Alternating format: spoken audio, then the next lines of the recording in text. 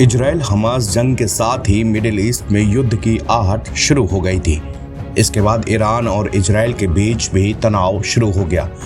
Iran ने Israel पर ballistic missile से हमला बोलकर पूरी दुनिया को चौंका दिया। इस नई जंग से तीसरे विश्व युद्ध की चर्चाएं भी तेज हो गई थीं। अमेरिका बार बार ईरान से किसी भी तरह का हमला करने से बचने की सलाह देता रहा। अमेरिका ने इजराइल को भी ईरान पर किसी भी तरह की जवाबी कार्रवाई करने से रोका। इन सबके बीच राष्ट्रीय सुरक्षा सलाहकार अजीत डोभाल ने बुधवार को रूस के राष्ट्रीय सुरक्षा सलाहकार निकोलाई पेत्रुशेव से इस महीने में दूसरी बार मुलाकात की।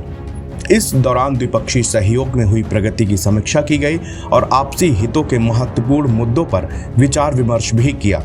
मॉस्को में स्थित भारतीय दूतावास ने एक्स पर एक पोस्ट में कहा कि डोभाल ने सेंट पीटर्सबर्ग में सुरक्षा मामलों के लिए जिम्मेदार उच्चाधिकारियों की 12वीं अंतर्राष्ट्रीय बैठक के मौके पर पेत्रुशेव के साथ द्विपक्षीय वार्ता की। पोस्ट में कहा गया, दोनों पक्षों ने द्विपक्षीय सहयोग में प्रगति की समीक्षा की और आपसी हितों के महत्वपूर्ण मुद्दों पर चर्चा भी की।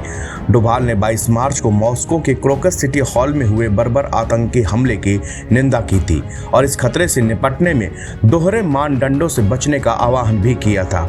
इस महीने की शुरुआत में डोभाल ने अस्ताना में शंघाई सहयोग संगठन यानी कि SCO के सदस्य देशों की सुरक्षा परिषदों के सचिव की 19वीं वार्षिक बैठक के मौके पर पेत्रुशेव से मुलाकात की थी।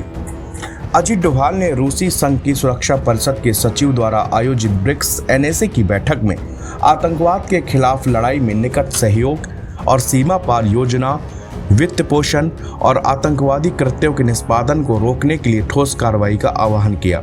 डोभाल ने समावेशी आर्थिक विकास के लिए डिजिटलाइजेशन का उपयोग करने की भारत की नीति को रेखांकित किया और इन्फॉर्मेशन सिक्योरिटी को सुनिश्चित करने के लिए एक खुले, स्थिर, सुरक्षित, विश्वसनीय और समावेशी इंफ्रास्ट्रक्चर के लिए अंतर्राष्ट्रीय सहयोग का आह्वान भी किया। डोभाल ने इस बैठक के इतर कई देशों के उच्च स्तरीय अधिकारियों के साथ मुलाकात की। अजीत डोभाल ने ब्राजील के राष्ट्रपति के मुख्य सलाहकार महामहिम सेल्सो अमोरेम के साथ द्विपक्षीय बैठक की। इस दौरान आपसी हित के द्विपक्षीय, क्षेत्रीय और वैश्विक मुद्दों पर चर्चाएं की गईं।